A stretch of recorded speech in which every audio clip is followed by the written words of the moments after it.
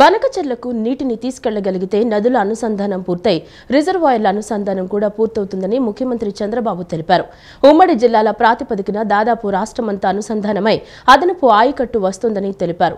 గోదావరి బనకచెర్ల అనుసంధానం పూర్తయితే తెలుగు తల్లికి జలహారతి ఇచ్చినట్లేనని అన్నారు. 3 దశల్లో ప్రాజెక్టు పూర్తికి ప్రణాళికలు చేపట్టామని తెలిపారు. పోలవరం నుంచి కృష్ణానదికి గోదావరి వరద నీరు మళ్లించడం మొదటి దశ అన్న సీఎం 2వ దశలో బొల్లాపల్లి జలాశయం నిర్మించి అక్కడికి నీళ్లు తరలిస్తామని వెల్లడించారు. సచివాలయంలో నిర్వహించిన మీడియా సమావేశంలో సీఎం చంద్రబాబు నాయుడు మాట్లాడారు. 3వ దశలో బొల్లాపల్లి నుంచి బనకచెర్ల రెగ్యులేటర్కు నీటిని మళ్లిస్తామని చెప్పారు. బనకచెర్ల రాయలసీమకు గేట్వే కానుందని అన్నారు. ఈ బృహత్తర ప్రాజెక్టు ద్వారా రాయలసీమ జిల్లాలతో పాటు నెల్లూరు, ప్రకాశం జిల్లాలకు ప్రయోజనం ఉంటుందన్నారు. దాదాపు 80,000 కోట్లతో ఈ ప్రాజెక్టును పూర్తి చేస్తే రాష్ట్రానికి ఎంతో ఆదాయం వస్తుందని ముఖ్యమంత్రి చంద్రబాబు స్పష్టం చేశారు. గోదావరి బనకచెర్ల అనుసంధాన ప్రాజెక్టు రాష్ట్రానికి గేమ్ చేంజర్ కానుందని చెప్పారు. సమగ్ర నదుల అనుసంధానంతోనే రాష్ట్రంలో కరువు, ఇతర విపత్తులు ఎదుర్కోగలమని తెలిపారు. ప్రభుత్వం సక్రమంగా పనిచేసి నీటిని ఒడిసిపట్టుకోవడంతో 729 టీఎంసీల నీరు నిల్వ చేసుకోగలిగామని అన్నారు. సమగ్ర నదులు అనుసంధానం చేస్తే భవిష్యత్తులో నీటి సమస్యలు ఉండవని సీఎం స్పష్టం చేశారు. ఖరీఫ్ తర్వాత ఇంత పెద్ద మొత్తంలో నీటిని నిల్వ చేయడం చరిత్రలో ఇదే ప్రథమమని తెలిపారు. 2047 స్వర్ణాంధ్ర విజన్ డాక్యుమెంటులో నీటి పరిరక్షణకు అధిక ప్రాధాన్యం ఇచ్చామని వెల్లడించారు. రాష్ట్రంలో తెలుగుదేశం పార్టీ అధికారంలోకి వచ్చి ఎన్టీఆర్ సీఎం అయ్యే వరకు నీటి పరిరక్షణ చర్యలు మాటలకే పరిమితమయ్యాయని విమర్శించారు. తెలుగు గంగా ప్రాజెక్టు ద్వారా ఎన్టీఆర్ రాయలసీమకు నీళ్లు తీసుకువచ్చిన నాయకుడని ప్రశంసించారు. ఉమ్మడి ఆంధ్రప్రదేశ్లోనూ 90% ప్రాజెక్టులు తెలుగుదేశం ప్రభుత్వమే చేపట్టి పూర్తి చేసిందన్నారు. ఉత్తరాంధ్రలో నీటి వనరుల మౌలిక సదుపాయాలు తక్కువ ఉండటం వల్ల వర్షపాతం ఉన్నా నీటి సమస్యలు ఎక్కువని తెలిపారు. రాయలసీమకు నీళ్లివ్వగలిగితే రత్నాలసీమ చేయవచ్చని అభిప్రాయపడ్డారు. రాయలసీమకు నీళ్లిస్తే డెల్టా కంటే ఆ ప్రాంతానికి ఎక్కువ ఆదాయం వస్తుందని ముఖ్యమంత్రి చంద్రబాబు వెల్లడించారు. ఇక్కడ మీకు ఒక ఫ్లో చార్ట్ చూపించాం. ఇది పోలవరం డ్యామ్. ఇక్కడ నుంచి నేరుగా పోలవరం నుంచి కృష్ణా రివర్ కి తీసుకురావడం. ఇక్కడ కృష్ణా రివర్ లో ఇది నేను ముందు చూపించినటువంటి తాటిపూడి కాలువ. ఆ కాలువ నుంచి ఒకవేళ అవసరమైతే అండర్ గ్రౌండ్ ఎస్కేప్ ఇది పెట్టి టనల్ పెట్టి తీసుకపోతే అది ఒక మార్గం. లేకుంటే రివర్ లో వేసి మళ్ళా లిఫ్ట్ చేయాలా. ఇక్కడికి వచ్చిన తర్వాత ఆడ బుడమేరు కూడా ఉంది. అవన్నీ కూడా వర్కౌట్ చేసుకుని చేస్తాం. ఇవి లెవెల్స్. ఏ లెవెల్లో నీళ్లు వస్తున్నాయి, అక్కడి నుంచి మళ్ళా లిఫ్ట్ చేయడానికి ఏ లెవెల్ చేయాలా. ఇక్కడ 125 ప్లస్ ఇది. ఇక్కడ వచ్చేది 185. ఇక్కడికి వచ్చే కొద్దిగా మళ్ళీ 22.9 మీటర్స్. ఇక్కడ పెంచుకుంటూ పోతే ఇది మళ్ళీ Nagar Sagar right main canal పక్కనే బొల్లాపల్లి. ఆ కాలువలో వేసిన తర్వాత అక్కడి నుంచి లిఫ్ట్ చేయాలి. లిఫ్ట్ చేస్తే నేరుగా బొల్లాపల్లికి వెళ్తుంది. సో దీనికి ఇక్కడ ప్లస్ 45 పెంచుకుంటూ ఇది ప్లస్ 26.5. ఇక్కడికి వస్తే ప్లస్ 220 మీటర్స్. 45 నుంచి 220 మీటర్స్ వరకు వెళ్ళాలి. అక్కడి నుంచి మళ్ళీ ఇక్కడ వచ్చే కొందికి 220 నుంచి మళ్ళీ బొల్లాపల్లి నుంచి కిందికి వెళ్తూ 53 మీటర్లు పెరుగుతుంది. 180కి వస్తాం, మళ్ళా 200కి వెళ్తాం, మళ్ళా కిందికి వస్తాం, మళ్ళా 227కి వెళ్తాం. ఇక్కడికి వచ్చే కొందికి నల్లమలై ఫారెస్ట్. ఇక్కడికి వచ్చిన తర్వాత బనకచెర్ల 265, 220, 265, 45 మీటర్స్ ఉంటుంది. అంటే 45 నుంచి 265 తీసుకెళ్తాం. వేరియస్ స్టేజెస్ లో అప్స్ అండ్ డౌన్స్. అప్పుడు 220 మీటర్స్ గానీ మనం తీసుకుపో ఈ నీళ్లు బనకచెర్లకు చేరు. గత 5 ఏళ్లలో ఆంధ్రప్రదేశ్ రాష్ట్ర అధికార వ్యవస్థను చిందరవందర చేశారని, దాన్ని గాడిన పెట్టే పనిలోనే కూటమి ప్రభుత్వం ఉందని ఉప ముఖ్యమంత్రి పవన్ కళ్యాణ్ అన్నారు. ఇకపై నెలలో 14 రోజులు ప్రజల మధ్య ఉంటానని, అందుకనుగుణంగా జిల్లా పర్యటనలు ఉంటాయని తెలిపారు. అధికార వ్యవస్థలో సమయపాలన సరిగా లేదన్నారు. అద్భుతంగా పనిచేయాలంటే 8 గంటలు చేసినా చాలు. గత 5 ఏళ్లలో ఏపీలో అధికార వ్యవస్థ పనితీరు అట్టడుగు స్థాయికి వెళ్లిపోయిందని పేర్కొన్నారు. అధికార యంత్రాంగాన్ని పటిష్టం చేయడమే జిల్లాల పర్యటన ఉద్దేశమన్నారు. ఉప ముఖ్యమంత్రి పవన్ కళ్యాణ్ సోమవారం మీడియా ప్రతినిధులతో ఇష్టాగోష్ఠిలో మాట్లాడారు. ఈ సందర్భంగా పలు ఆసక్తికర విషయాలపై స్పందించారు. ఏజెన్సీ ప్రాంతాల్లో తాను చెప్పులు వేసుకుని నడుస్తుంటే బురదలో ఇరుక్కుపోయాయని, తర్వాత వదిలేసి నడిచానని అన్నారు. ఈ అనుభవం ప్రతి నాయకుడికి అవసరమన్నారు. తాను నడిచి చూపిస్తేనే ఇతరులకు ధైర్యం వస్తుందన్నారు. తన పేషీతో వెళ్లి జిల్లాలో కూర్చోవడం అవసరమని చెప్పారు. తానేదో పని మీద వెళ్లినప్పుడు చూడటం కాకుండా అక్కడే క్యాంప్ ఆఫీస్ పెడితే ప్రజల సమస్యలకు సత్వరం పరిష్కారం చూపగలమని పేర్కొన్నారు. అధికారులు బాధ్యతాయుతంగా ఉండాలన్నారు. నెలలో 14 రోజులు జిల్లా పర్యటనలు చేసేలా ప్రణాళిక సిద్ధం చేస్తున్నామని చెప్పారు. అయితే ఒక జిల్లానా లేక రెండా అనేది చూడాలని అన్నారు. సెక్యూరిటీ, బస, ఆహార వసతులను కూడా చూసుకోవాలని తెలిపారు. అధికార వ్యవస్థలో సమయపాలన సరిగా లేదని అన్నారు. అద్భుతంగా పనిచేయాలంటే 8 గంటలు చేసినా చాలని, గత 5 ఏళ్లలో ఏపీలో అధికార వ్యవస్థ పనితీరు అట్టడుగు స్థాయికి పైకి వెళ్లిపోయిందని ఇటీవల ఢిల్లీలో చెప్పారని అన్నారు. వర్క్ కల్చర్ తగ్గించేశారని, గత 5 ఏళ్లలో నాణ్యత పరిశీలన లేకపోవడంతో ఇప్పుడు అది అలవాటైపోయిందని అన్నారు. ఆ అలవాటును మాన్పించడానికి సమయం పడుతుందని చెప్పారు. ఈ క్రమంలో అధికారులు కొంత ఇబ్బంది పడొచ్చని అన్నారు. శని ఆదివారాలు విశ్రాంతి తీసుకోవాలంటే మిగిలిన రోజులు బాగా పనిచేయాలని, 5 రోజులు బలంగా పనిచేస్తే సెలవు కూడా బాగుంటుందన్నారు. అధికార యంత్రాంగాన్ని పటిష్టం చేయటమే జిల్లాల పర్యటన ఉద్దేశమని పేర్కొన్నారు. ఈ 6 నెలలు వచ్చిన తర్వాత సమయం సరిపోవట్లేదు, అంటే నేర్చుకోవడానికి సమయం పడుతూ ఉంది. పరిష్కారాలు ఎత్తిలోపు ఇంకా 100 పిటిషన్లు వస్తాయి. ఈ చూసుకుని పవర్కి అంటే వచ్చేసిన తర్వాత ప్రతి సమస్యకి ఒక పరిష్కారం ఉంటుంది. పాపం నిజంగా చాలా ఆశించి వస్తారు. ఎవరు కూడా సేను మోటివేషన్తో చాలామంది ఉన్నారు పాపం చేయడానికి. అఫీషియల్స్ వీళ్ళందరినీ కోఆర్డినేట్ చేసి నాకు అనిపించింది ఏంటంటే క్యాబినెట్ మీటింగ్స్లో ముఖ్యమంత్రి గారు చెప్పే పరిస్థితులు కానీ ఏం లేదు. We need a good motivated leaders.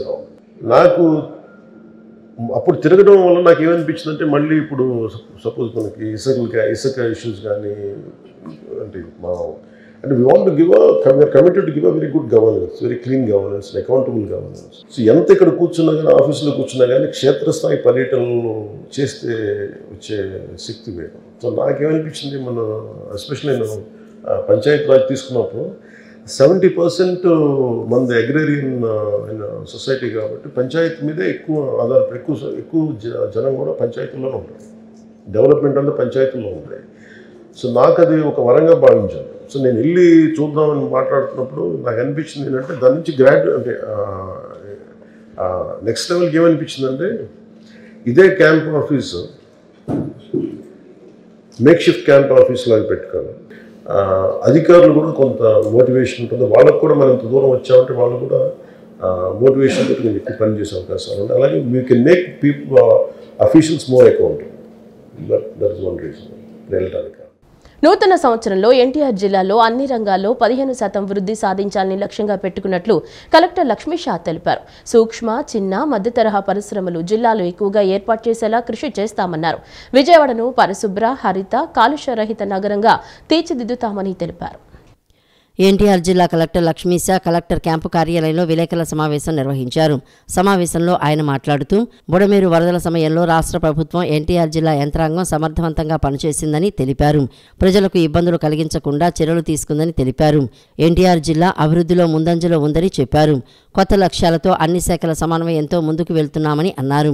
నూతన సంవత్సరంలో ఎన్టీఆర్ జిల్లాలో అన్ని రంగాల్లో 15% వృద్ధి సాధించాలని లక్ష్యంగా పెట్టుకున్నట్లు తెలిపారు. సూక్ష్మ, చిన్న, మధ్య తరహా పరిశ్రమలు జిల్లాలో ఎక్కువగా ఏర్పాటు చేసేలా కృషి చేస్తామని అన్నారు. విజయవాడను పరిశుభ్ర, హరిత, కాలుష్యరహిత నగరంగా తీర్చిదిద్దుతామని చెప్పారు. పర్యాటకాన్ని మరింత అభివృద్ధి చేస్తామని, అమరావతిని టూరిజం స్పాట్గా మార్చడానికి టూర్ ప్యాకేజీ అమలు చేస్తామని చెప్పారు. జిల్లాలో టూరిస్టు గైడ్లు లేని పరిస్థితి ఉందని, టూరిస్టు గైడ్లు ఉంటే చారిత్రాత్మక ప్రదేశాల్లో వాటి విశిష్టతను విస్తరిస్తారని, దీనివల్ల ప్రజల్లో ఆసక్తి పెరుగుతుందని అన్నారు. విజయవాడను టూరిజం సర్క్యూట్గా మారుస్తామని తెలిపారు. రెవెన్యూ సదస్సులకు ప్రజల నుంచి స్పందన వస్తోందన్నారు. విజయవాడ అభివృద్ధిపై ప్రజల నుంచి సూచనలు, సలహాలు స్వీకరిస్తామని పేర్కొన్నారు. కొత్త లక్ష్యాలతో మన స్టాఫ్ని కూడా అప్రమత్తం చేసుకుంటూ ఇప్పుడు మనకు అయితే విజన్ ఆంధ్రప్రదేశ్ 2047 గౌరవ ముఖ్యమంత్రి వారు ఇచ్చున్నారో మన ఒక జిల్లాకి అయితే విజన్ ఉందో ఈ విజన్ ప్రకారం ముందుకు వెళ్ళడానికి సో ఎప్పటికప్పుడు జిల్లాలో ఉన్న అధికారులని అన్ని డిపార్ట్మెంట్స్ని అనుసంధానం చేసుకుంటూ ముందుకు వెళ్ళడానికి మనం ప్రణాళిక చేసుకుంటూ ఉన్నాము.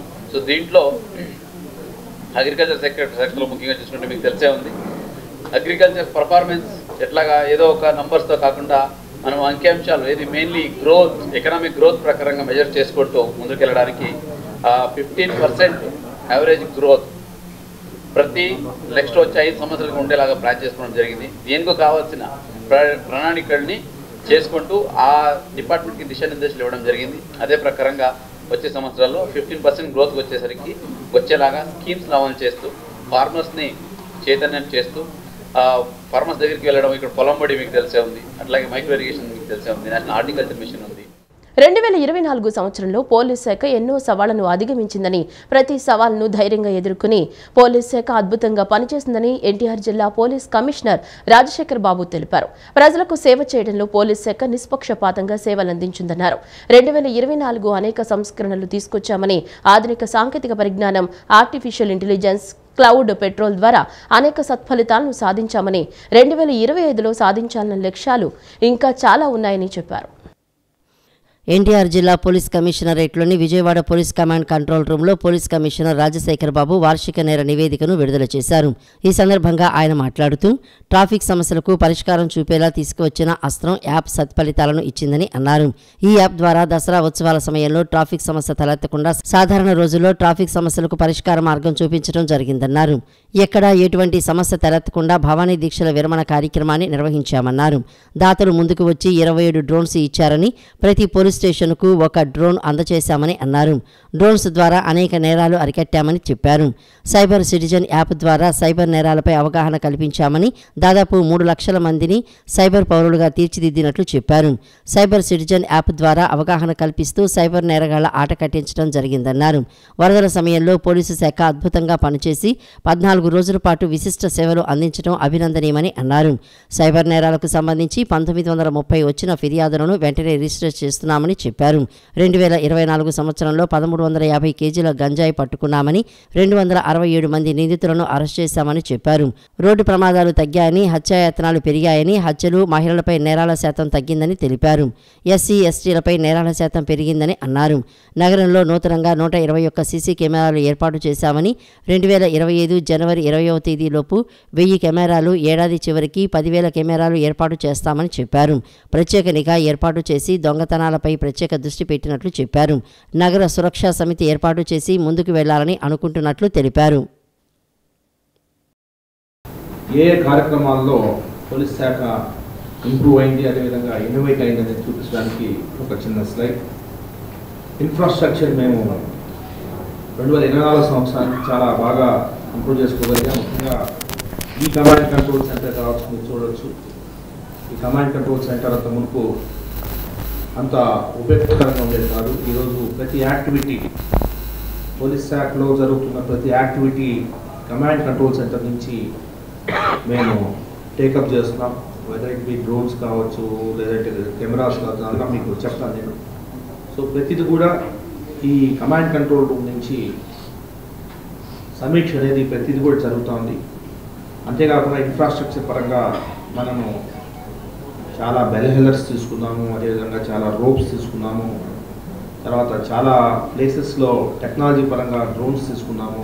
ఈ అస్త్రం అనే ఒక ఏఐ టూల్ ఏదైతే ఉందో, ఆర్టిఫిషియల్ ఇంటెలిజెన్స్ టూల్ అందుబాటులోకి తెచ్చిన తర్వాత ఒక ట్రాఫిక్ మీద ఒక సైంటిఫిక్ అప్రోచ్తో ముందుకు పోతున్నాం. దీని మీద ఇంకా చాలా డిస్కస్ చేయాల్సి ఉంది. అస్త్రం యాప్ అనేది దాని యూసేజ్ మనము ప్రతి కానిస్టేబుల్ వరకు కూడా అస్త్రం అనే అప్లికేషన్ యొక్క యూటిలైజేషను, దీంట్లో కొంత కమ్యూనిటీ పార్టిసిపేషన్తో కూడా మనం ముందుకు పోతున్నాం.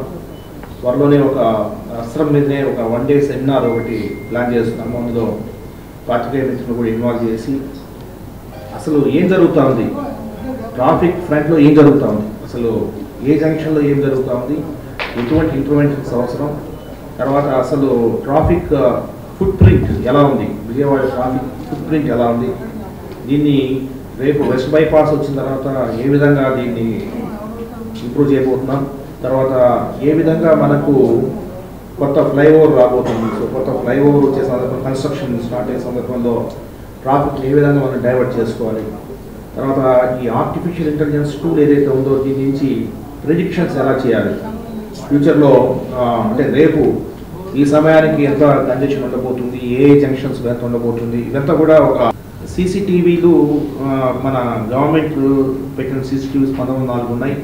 కొత్తగా పబ్లిక్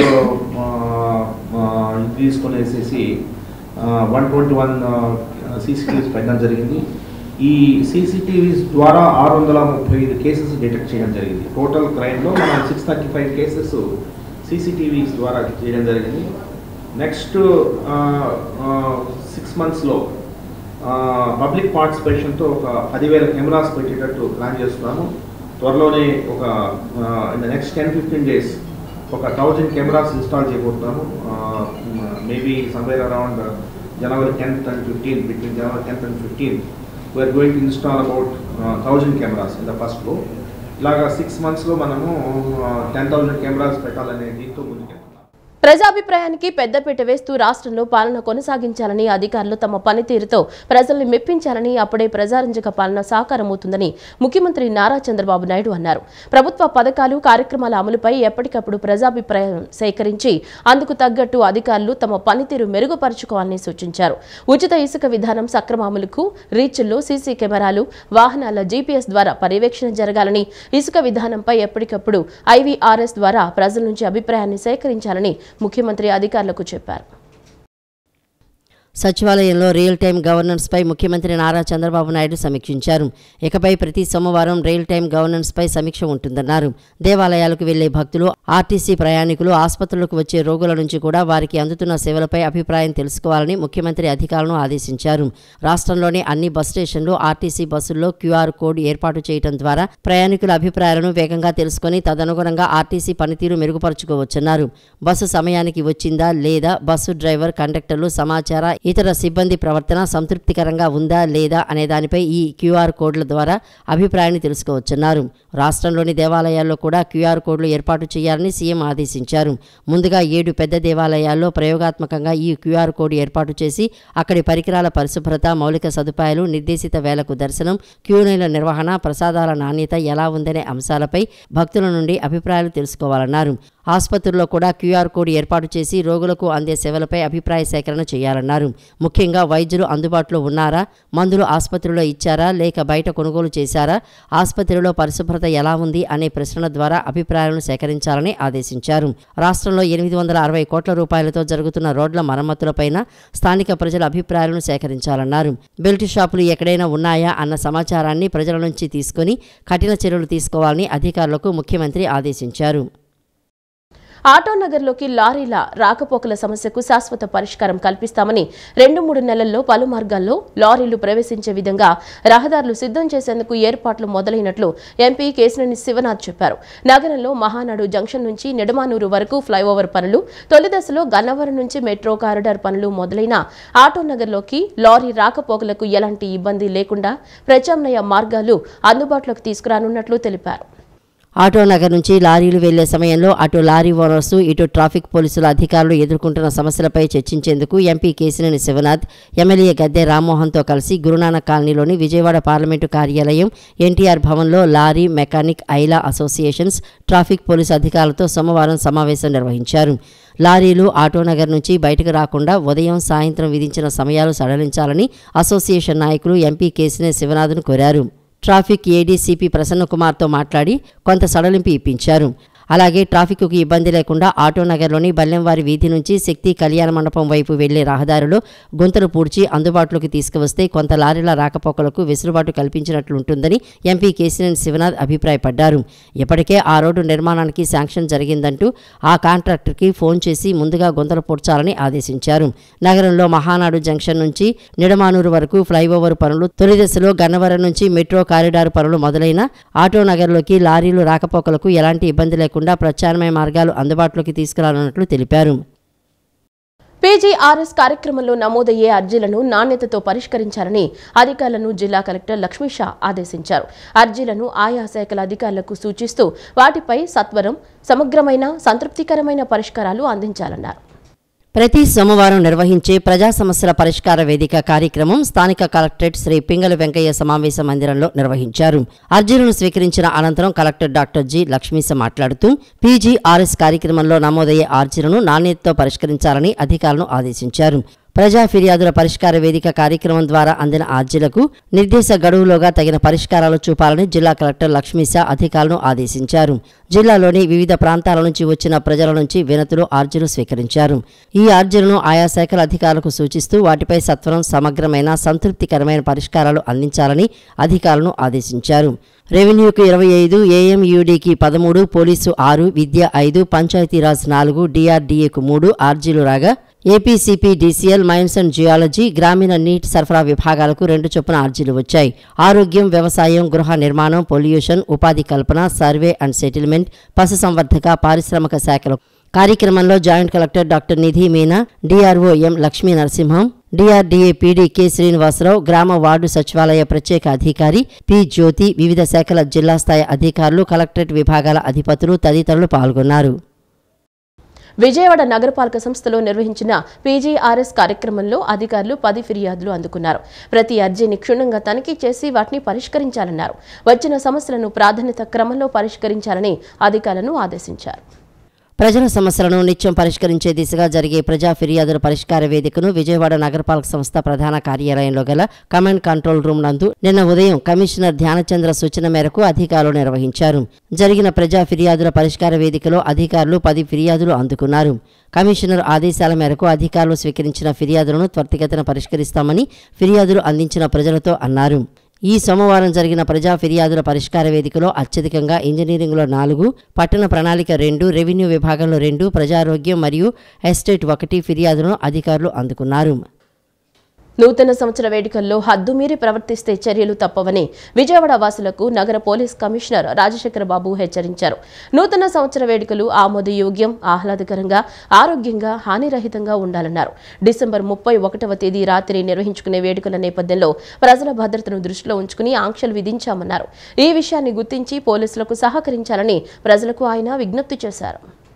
కొత్త సంవత్సరం సందర్భంగా అర్ధరాత్రి వేళ రహదారులపై వేడుకలకు అనుమతి లేదని పోలీస్ కమిషనర్ రాజశేఖర బాబు పేర్కొన్నారు. రాత్రి 11 గంటల అనంతరం వాహనాలు జాగ్రత్తగా నడపాలని వాహనదారులకు ఆయన సూచించారు. అతివేగంగా, అజాగ్రత్తగా మద్యం సేవించి వాహనాలు నడపవద్దని హితవు పలికారు. అలాగే ట్రిపుల్ రైటింగ్ ఎట్టి పరిస్థితుల్లో చేయవద్దన్నారు.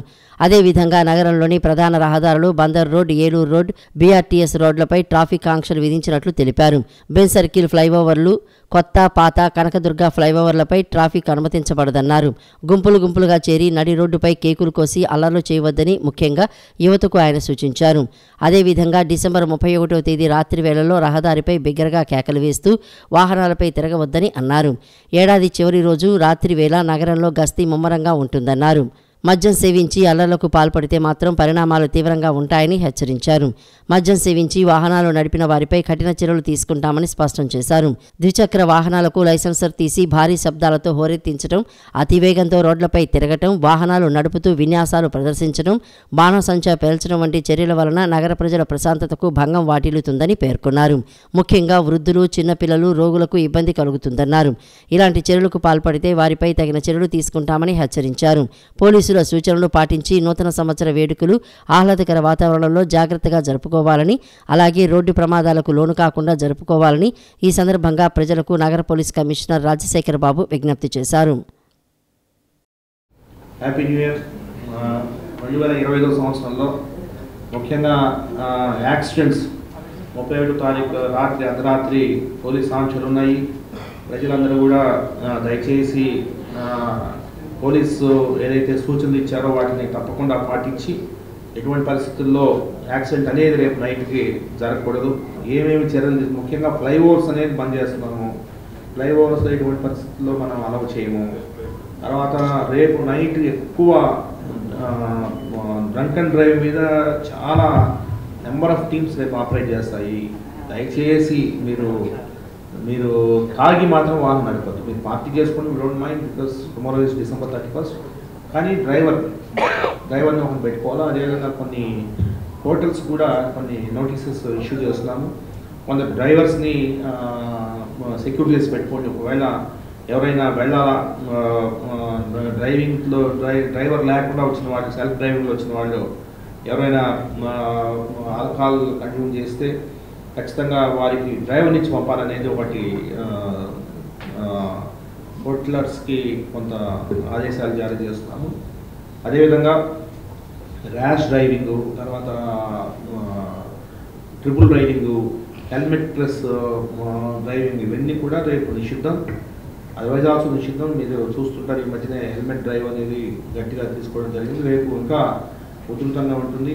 సో దయచేసి హెల్మెట్ లేకుండా డ్రైవ్ చేయొద్దు, ట్రిపుల్స్ డ్రైవ్ చేయొద్దు, హాంకింగ్ ఆఫ్ హారన్స్ నిషిద్ధం. మీరు హ్యాపీగా ఉండండి, మీరు హ్యాపీగా జనాలు ఫస్ట్ చేసుకోండి. బట్ ప్రాణాలు పోతే మనకు చాలా ఇదిగా ఉంటుంది కాబట్టి ఒక మెసేజ్ కూడా పబ్లిక్కి మీ ద్వారా ఇస్తున్నాను. విశ్వ హిందూ పరిషత్ తరపున దేశంలో దేవాలయాల స్వయం ప్రతిపత్తి కోరుకుంటూ హైందవ శంఖారావం పేరుతో భారీ బహిరంగ సభను జనవరి 5న ఏర్పాటు చేయనున్నామని ఆదోని ఎమ్మెల్యే పార్థసారథి విశ్వ హిందూ పరిషత్ రాష్ట్ర కోశ అధ్యక్షులు దుర్గా ప్రసాద్ రాజు తెలిపారు. ధర్మరక్షణ కోసం ప్రజలు ఏ విధంగా పాల్గొనాలని తెలియజేయడానికి ఈ సభను ఏర్పాటు చేయనున్నామన్నారు. కృష్ణా జిల్లా గన్నవరం నియోజకవర్గం కేసరపల్లిలో నిర్వహించనున్న విశ్వ హిందూ పరిషత్ హైందవ శంఖారావం భారీ బహిరంగ సభ ఏర్పాటు పనులపై ఆదోని ఎమ్మెల్యే పార్థసారథి విశ్వ హిందూ పరిషత్తు రాష్ట్ర కోశాధ్యక్షులు దుర్గా ప్రసాద్ రాజు బీజేపీ రాష్ట్ర జనరల్ సెక్రటరీ బిట్రా శివనారాయణ సోమవారం పరిశీలించారు. ఈ సందర్భంగా వారు మాట్లాడుతూ విశ్వ హిందూ పరిషత్తు తరపున దేశంలో దేవాలయాల స్వయం ప్రతిపత్తి కోరుకుంటూ హైందవ శంఖారావం పేరుతో భారీ బహిరంగ సభను జనవరి 5న నిర్వహిస్తున్నామని అన్నారు. దేవాలయాల్ని ఎండోన్మెంట్ డిపార్ట్మెంట్ నుండి విముక్తి చేయాలని ప్రభుత్వాన్ని కోరుకుంటూ ప్రజలను అప్రమత్తం చేస్తూ దేవాలయాల యొక్క పవిత్రత కాపాడుతూ ప్రజలను అప్రమత్తం చేయడానికి ఈ సభ ఏర్పాటు చేయనున్నామని చెప్పారు. ధర్మ రక్షణ కోసం ప్రజలు ఏ విధంగా పాల్గొనాలని తెలియజేయడానికి ఈ సభను ఏర్పాటు చేస్తున్నట్లు చెప్పారు. సుమారు 2 లక్షల మంది హిందూ బంధువులంతా ఈ హైందవ శంఖారావం భారీ బహిరంగ సభలో పాల్గొంటారని అన్నారు. వారి కోసం ప్రత్యేక ఏర్పాట్లు చేయటమైందని తెలిపారు. సుమారు 30 ఎకరాల స్థలంలో భారీ బహిరంగ సభను పార్కింగ్ కోసం 150 ఎకరాలను సిద్ధం చేసినట్లు చెప్పారు. లక్షలాదిగా ఉన్న దేవాలయాలకు ఉన్నటువంటి లక్షలాది ఎకరాల స్థలాలు కానీ మాన్యాలు కానీ కూడా ఇప్పటికీ ఆక్రమణకు గురైనాయి. దీని మీద కోపంగా ఉన్నారు హిందువులంతా కూడా. మళ్ళీ కూడా దేవుడి మాన్యాలని దేవుడి ఆస్తుల్ని తిరిగి తీసుకురావాలని కోరుకుంటా ఉన్నారు. దానితో పాటుగా ఇంకా హిందూ దేవాలయాల్లో జరిగేటువంటి వ్యవహారాల మీద ముఖ్యంగా రాజకీయ నాయకుల ప్రమేయం. మీరు గుడి పెద్దదయ్యే కొద్దీ దానికి ఒక కమిటీ వేస్తారు. ఆ కమిటీ ఆ ఆలయం మీద కానీ ఆ దేవుడి మీద భక్తి శ్రద్ధలతో ఉన్నటువంటి వ్యక్తులు కాకుండా రాజకీయ పునరావాస కేంద్రాలుగా తయారైనవి. సో దానివల్ల ఏమవుద్ది, రాజకీయాల వల్ల దేవుడి ప్రభ మసగబారుతుంది. నిజంగా ఏ ఉద్దేశంతో అయితే కమిటీలు వేస్తూ ఉన్నారో, ఏది ఉద్దేశంతో పాలక మండళ్ళు వేస్తున్నారో వాటి వల్ల ఆ గుడికి నష్టమే తప్ప మంచి జరిగే ఉద్దేశం లేదు. వీటన్నింటి దృష్టిలో పెట్టుకొని విశ్వ హిందూ పరిషత్ పెద్దలందరూ కూడా, సంఘు పెద్దలందరూ కూడా ఈ ఆలయాలకు స్వయం ప్రతిపత్తి కావాలా, ఎవరి ఆధీనంలో ఉండడానికి వీల్లేదు, ఇవి తనకు తానుగా పెరగాల్సిన అవసరం ఉంది అని భావిస్తూ ఉన్నారు. ఏదైనా ఉద్యమం తీసుకుంటే విశ్వ హిందూ పరిషత్ అది సఫలం అవుతుంది అన్న పాజిటివ్నెస్ అయితే ప్రజల్లో వెళ్ళిపోయింది. ఇది ఒక సభతోనో దీంతోనో అయితేనే కాదు, ఎందుకు చేయాలి అనేది ఇక్కడి నుంచి మొదలవుతుంది. నిజంగా ఆంధ్రప్రదేశ్ అదృష్టం ఇది. ఎందుకంటే నిన్న ఢిల్లీలో విశ్వ హిందూ పరిషత్ పెద్దలు ప్రెస్ మీట్ నేను చూశాను. దాదాపు ఇంగ్లీష్ పేపర్లో వరల్డ్ వైజ్ వచ్చింది. ఈ ఉద్యమం ఆంధ్రప్రదేశ్లో స్టార్ట్ అవుతుంది.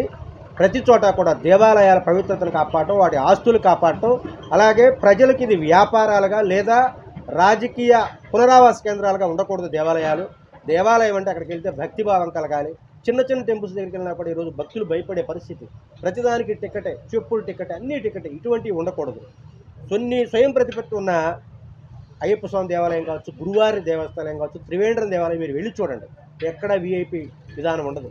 అందరూ చక్కగా ఒకే విధానంలో ఒకే రకమైన గౌరవం ఉంటుంది. సామాన్యుడికి ఆ విధంగా ఉంటే తప్పనిసరిగా దేవాలయాలను అభివృద్ధి చెంది దేవాలయాల్ని ఎండోమెంట్ నుంచి విముక్తి చేయాలని ప్రభుత్వాన్ని కోరుతూ, అలాగే ప్రజల్ని దేవాలయాల పట్ల అప్రమత్తం చేస్తూ దేవాలయాల యొక్క పవిత్రతని కాపాడడానికి, అలాగే ధర్మరక్షణ కోసం ప్రజలు ఏ విధంగా పాల్గొనాలో ఈ విషయాలు తెలియజేద్దామని చెప్పి జనజాగరణ చేయడం కోసం రాష్ట్ర వ్యాప్తంగా 25 లక్షల కుటుంబాలని గృహ సంపర్కం చేసి మా కార్యకర్తలు ఈ దేవాలయాల స్వయం ప్రతిపత్తి ఉద్యమానికి నాంది పలకడం జరిగింది. దాదాపుగా ఒక 2 లక్షల నుంచి 3 లక్షల వరకు హిందూ బంధువులందరూ కూడా రాబోయే 5వ తారీఖున ఈ శంఖారావానికి హాజరు కాబోతున్నారు. దీనికోసం ఇక్కడ సుమారుగా ఒక 30 ఎకరాల ప్రాంగణంలో సభా వేదిక, అలాగే సుమారుగా ఒక 150 ఎకరాల పరిధిలో పార్కింగు ఇక్కడ ఏర్పాటు చేయడం జరిగింది. ఈ వార్తలు ఇంతటితో సమాప్తం. నమస్కారం.